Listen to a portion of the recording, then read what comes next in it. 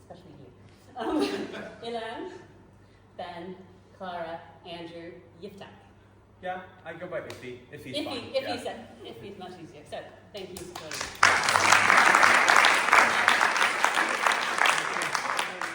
So, cast, you know the play, the production much better than I do, much better than the audience do. So, once we get going, if you think we're missing something really important, will you steer us in the right direction and just take us where you are? I mentioned to the audience, I thought we all needed a moment after that, seeing this play and how it ends, and that's watching it. And I felt that even having read it and prepared for this evening and everything, it's a hard watch. I wonder for you as performers, what is it like to perform? Is it a hard thing for you to do? Yeah, I mean, it's definitely an intense play to perform. I mean, you know, I can definitely say that for myself. At the same time, I think for me, because I'm kind of present and about for quite a lot of it, apart from a few minutes at the end, for me it kind of tends to just flow through. So it's kind of just like one continuous thing. So it feels quite heavy, and afterwards I often kind of feel like, oh, you know, it's quite tiring. But yeah, in the moment it goes relatively quickly for me. Yeah. And Andrew, as the rabbi, you have the great toll of making that incredible speech at the funeral at the end. Do you feel yourself building towards that? Originally, actually, it was how it was originally written was that I start reading the note, and the voice is taken over by Ilan's character, and collectively we just thought that he's so present, yet he's no longer with us, and we had to have a sense that he had actually passed on. And so collectively they thought it would be a better idea if I just read the note. And so you get a sense of the loss. It's different every night. I mean, like any actor would ever say, every show's different every night. And some nights that last scene goes better than others. And you know, I never know what it's going to be until I start opening my gob. But, Iffy?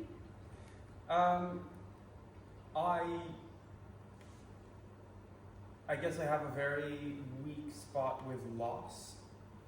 So it's very, obviously it varies and it's very personal, but for me it's not too hard to connect to. I will say that some nights I feel like, here we go, into that. But as Andy said, like every night is different, and also I feel like if we don't go there, it doesn't quite do the job. So that's our job to go there, you know, like yeah. We have to go there, and Clara and Ben, as a parent in particular, seeing your grief at the end and the physical, really visceral expression of it. Is that hard to channel? No. It's sort of, all I really have to do is listen to what he's saying, and but I think I'm quite good at like just right. That's work, and then I'm back in myself now. It's not like I'm carrying it around with me and, you know, being terribly sad whilst we've been doing this play. It's, you know, it is what it is. But yes, it's quite easy to connect to for me. Anything to add, Dan?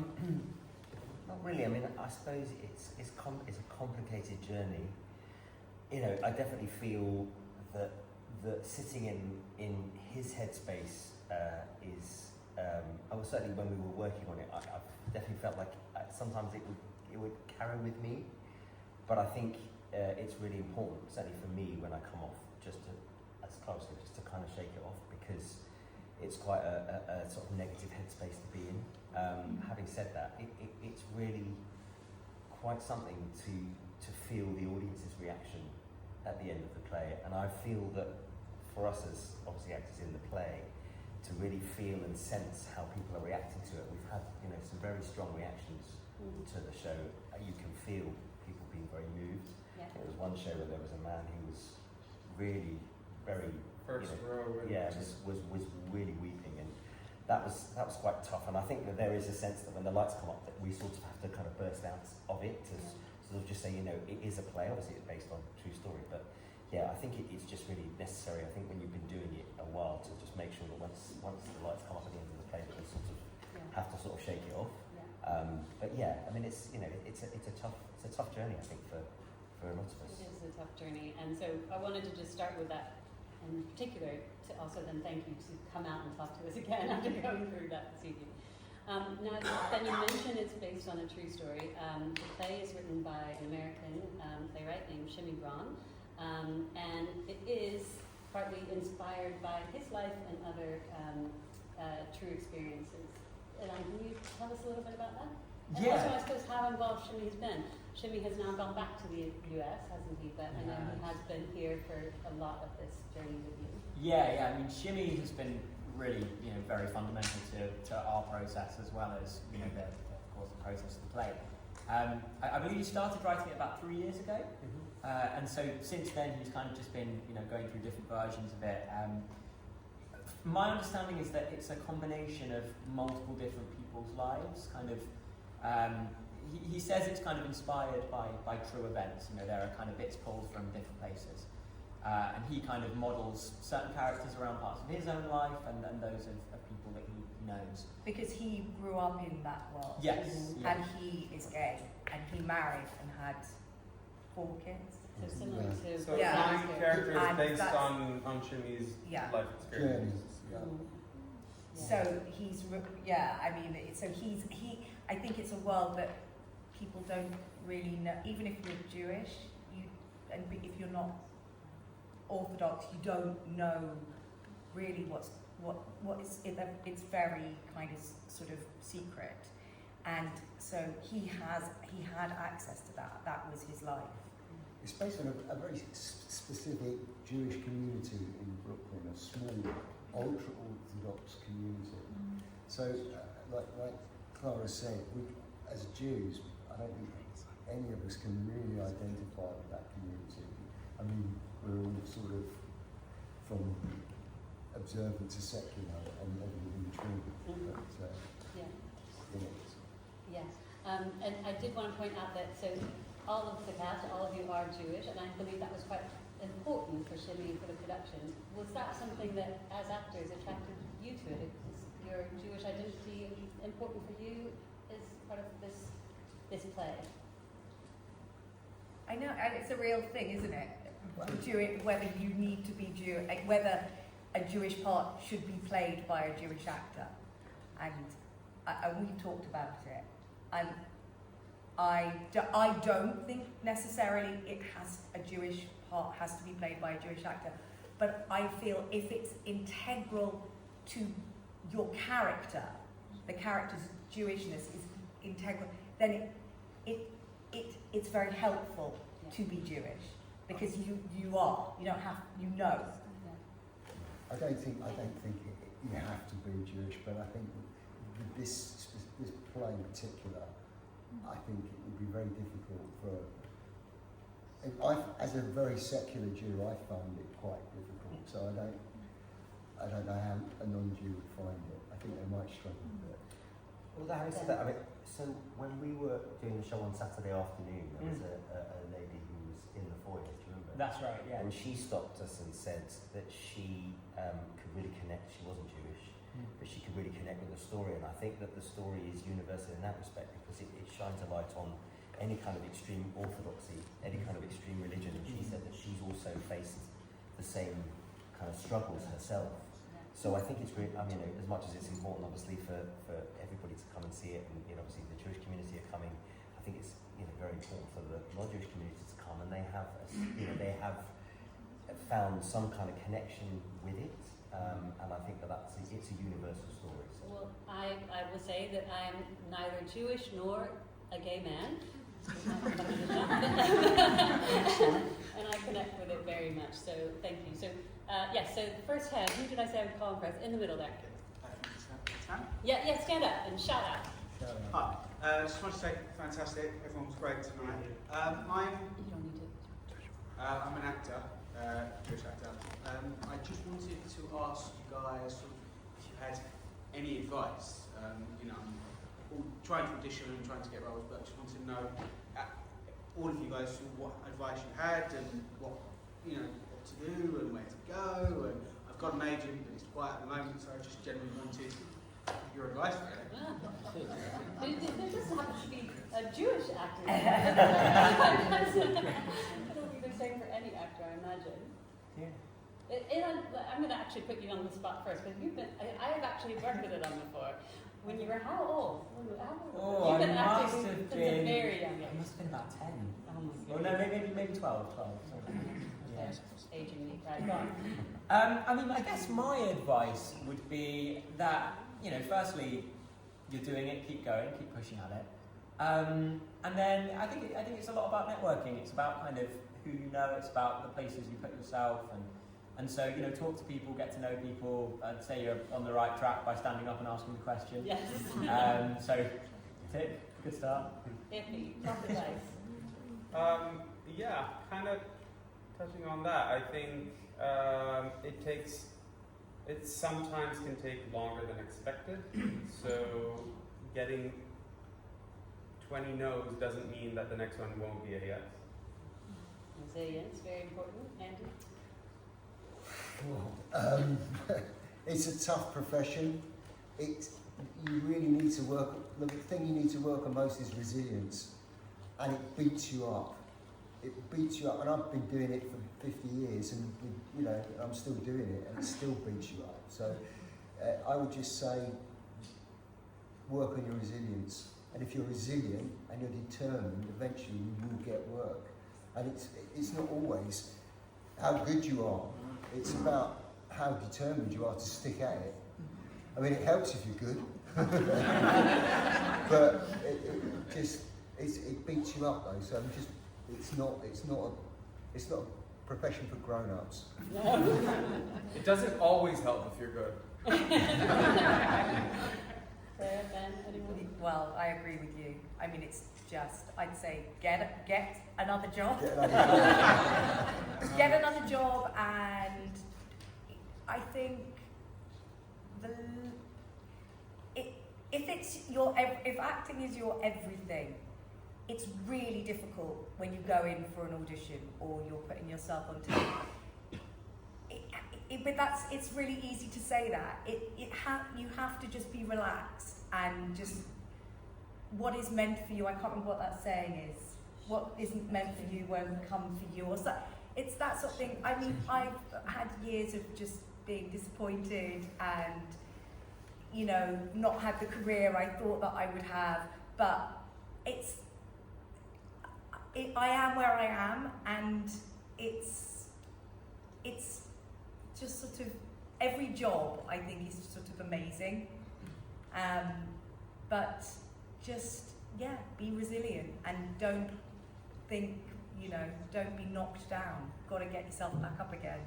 There's just one thing I'd add. You've got to really love doing it. You've got to love doing it, because even when you're doing, because the majority of work you get as an actor isn't good. It's not. You have to make bad scripts work. If you can make a bad script work, you'll always be in work, right? But you've got to love it. And I've been in not plays as good as this, really not very good plays at all, and I've still loved it. So you've just got to love it as well, and that gives you that resilience. Then last piece of advice. But I'd just say, the internet has really helped the industry a massive amount. So you can find, what's happening in terms of, there's lots of websites that tell you what theatres are going to announce for their next season, what plays they're doing, who's casting it. There are casting directors on lots of different websites as well. They have their own websites now. So I would just say kind of apply and send your stuff out. And also, make your own work. Don't just sit around and wait for somebody to offer you the opportunity. With phones these days, people are making short films, getting together with friends and doing play readings, putting plays on in fringe theatres. So I would say, while you're applying for stuff, just also get together with, fellow creatives and make work, and just don't sit around and just wait for somebody else to say yes. And bringing the question back to the play, touching on what Andy just said, what what do each of you love most about being involved in Faygele? Clara?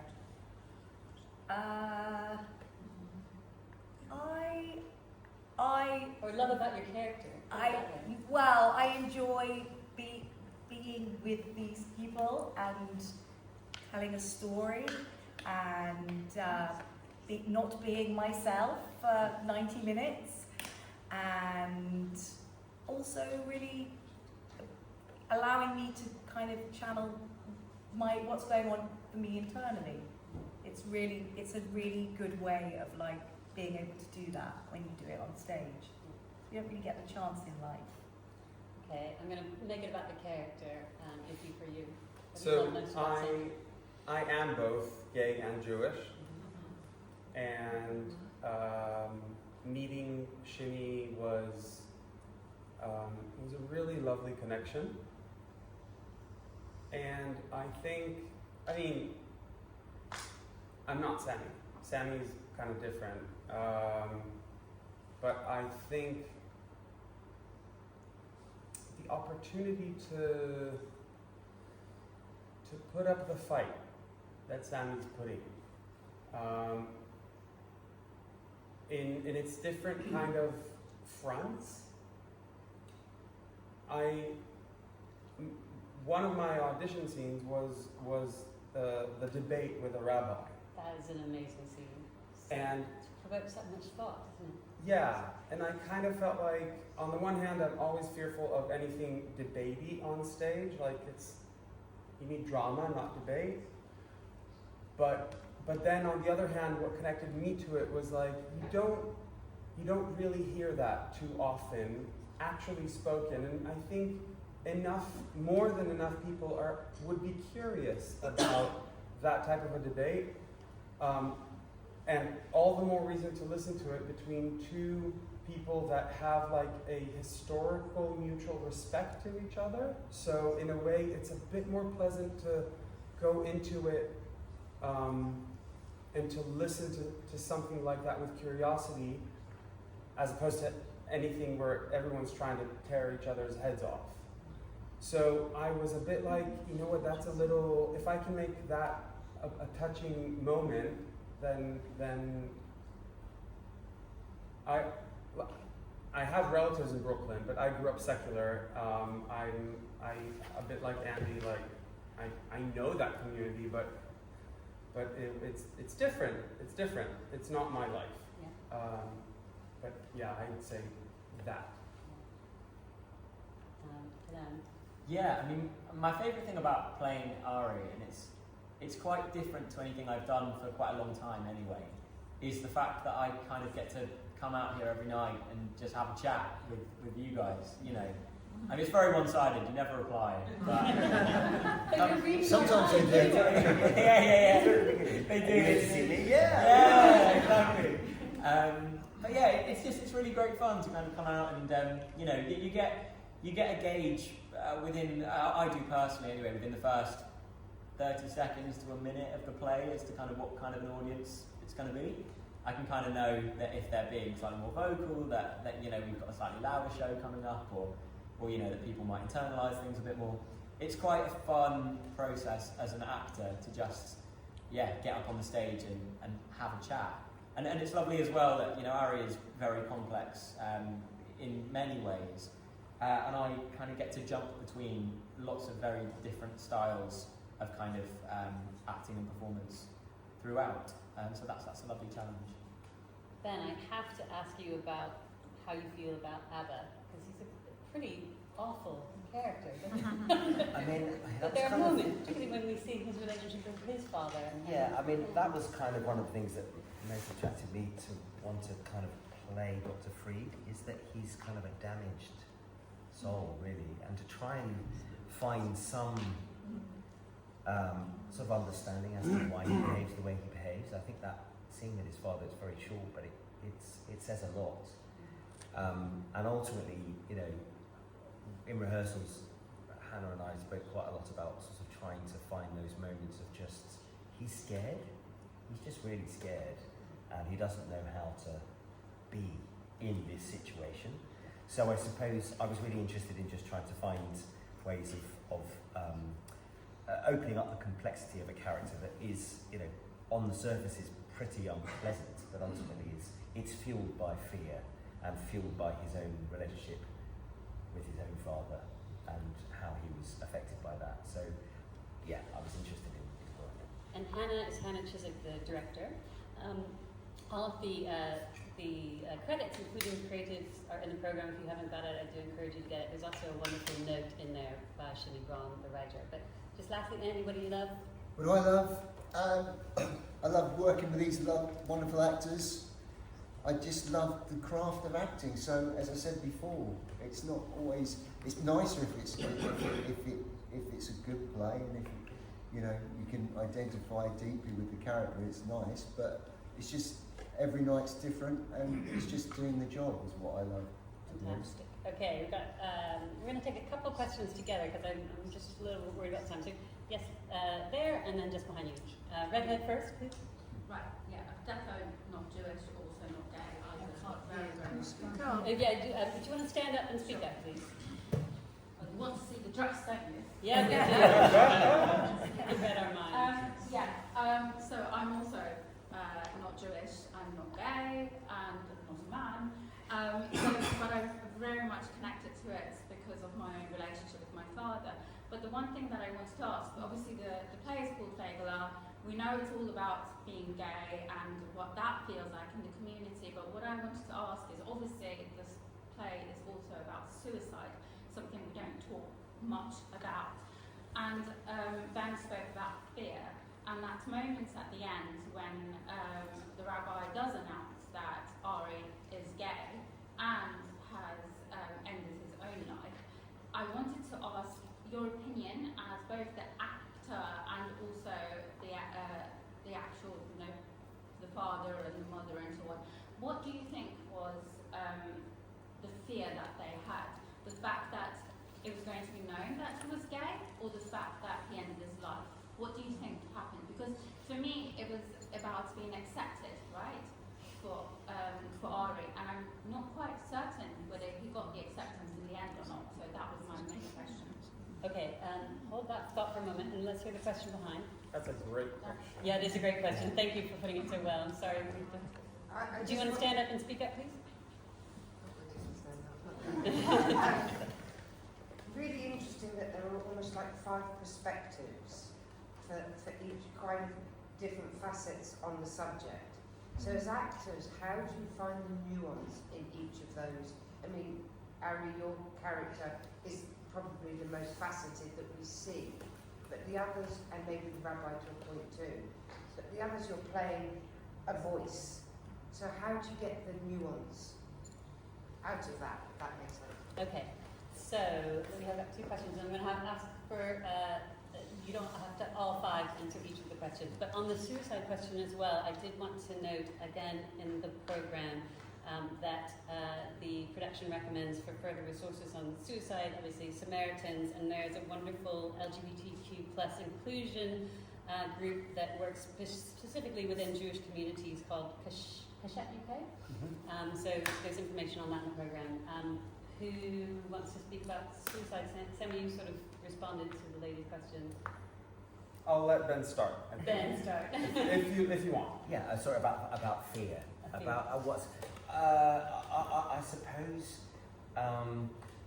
one of the things that comes to mind is about how it's perceived within the community and the fear of accepting that, which is, you know, it sort of quotes the Bible, and obviously they're living a very extreme kind of orthodox kind of, or living by very extreme orthodox rules.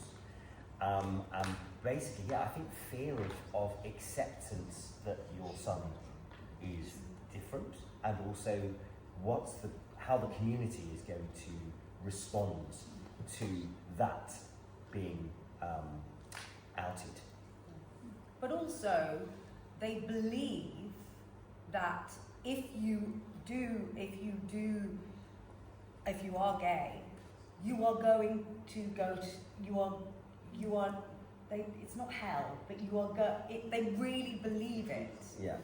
It's So it's not just, I mean, there is the, oh my God, what are the neighbours going to say? But there is a genuine fear that your soul is, you've destroyed your soul. So I think it's like a two, and I would say for Mrs. Freed, she's more concerned about that rather than what the neighbours are saying. But the fact that the rabbi... I'm so sorry. Yes, the rabbi, but let's take him from rabbi. I think I'm just going to reiterate what's already been said. You can't ever forget that all of those themes are housed in a community of orthodoxy, which is extreme. And so there's almost an inevitability about it because of that, the toxicity of fanatical religion, and it could be any religion.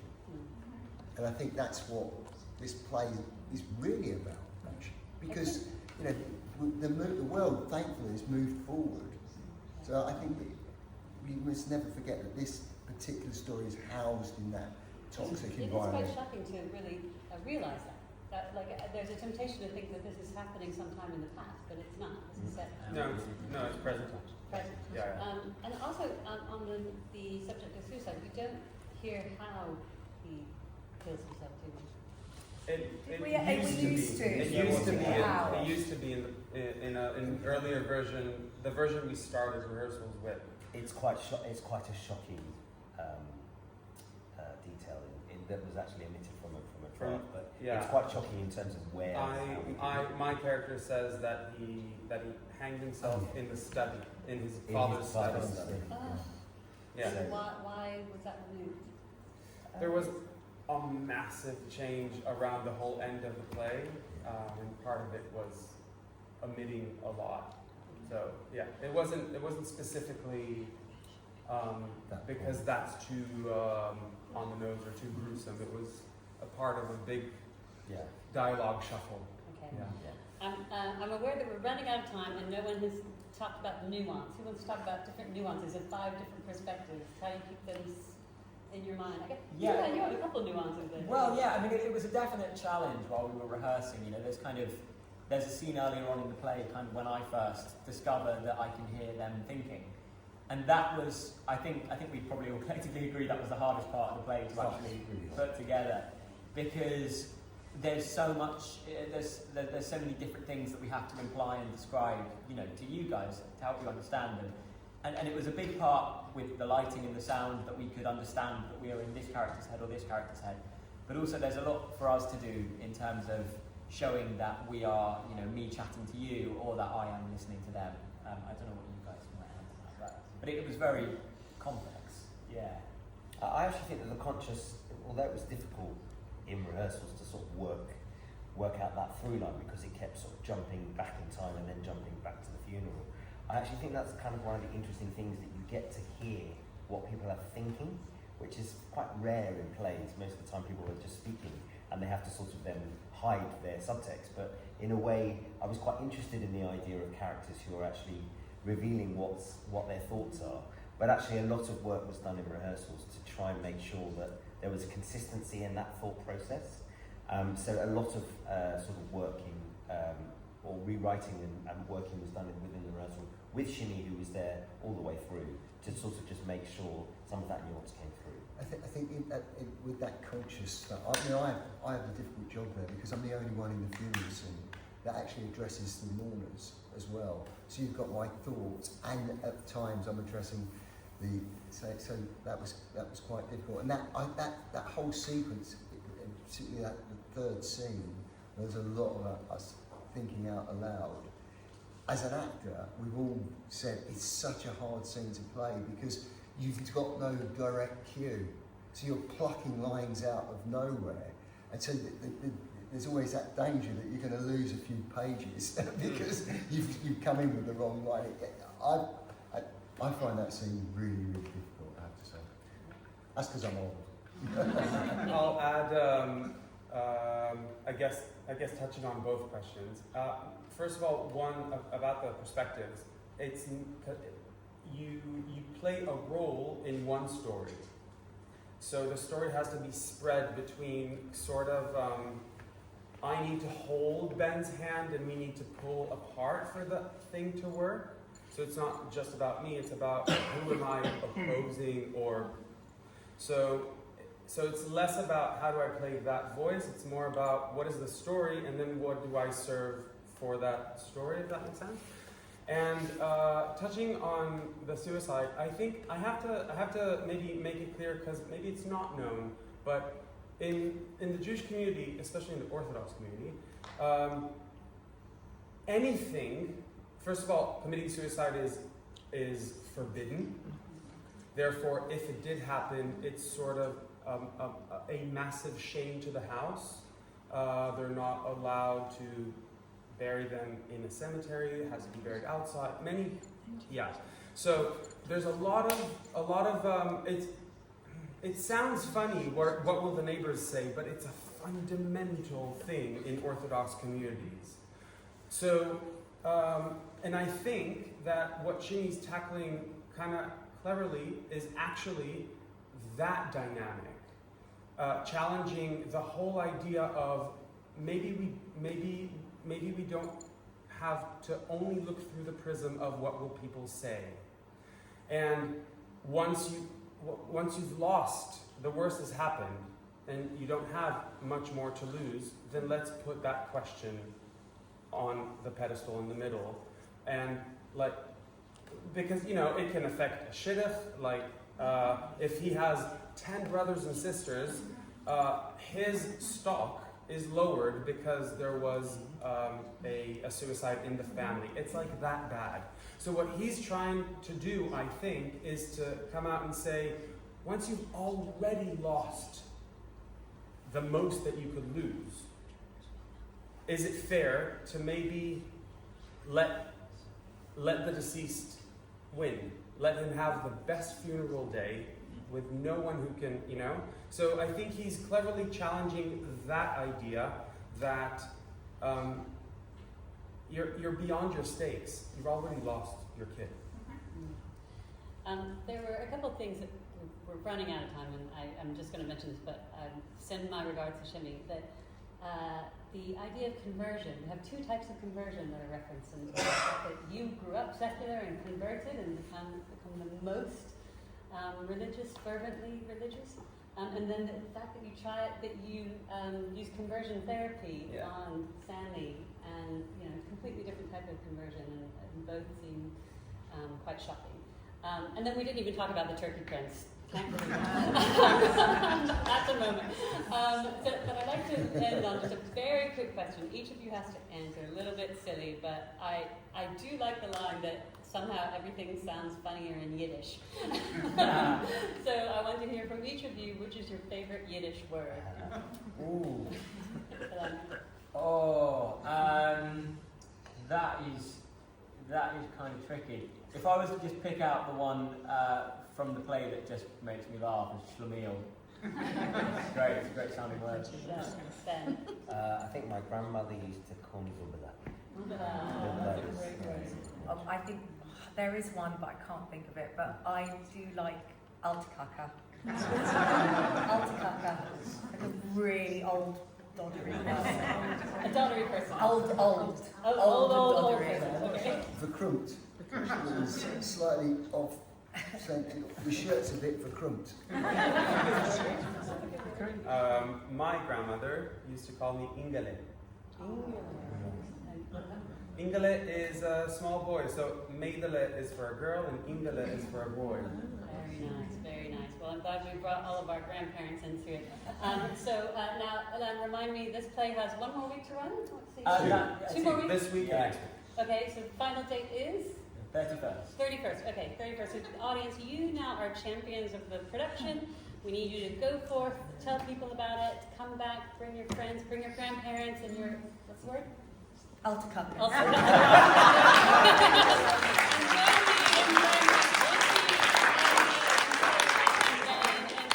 And the Jewish Chronicle. Thank you.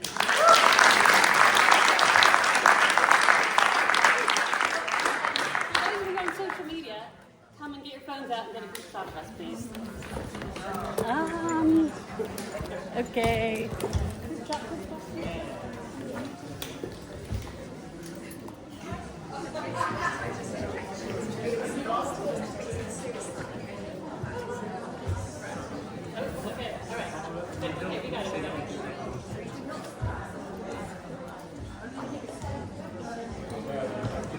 I can't hold my stomach in for much longer. Thank you. And we're just over here at the front.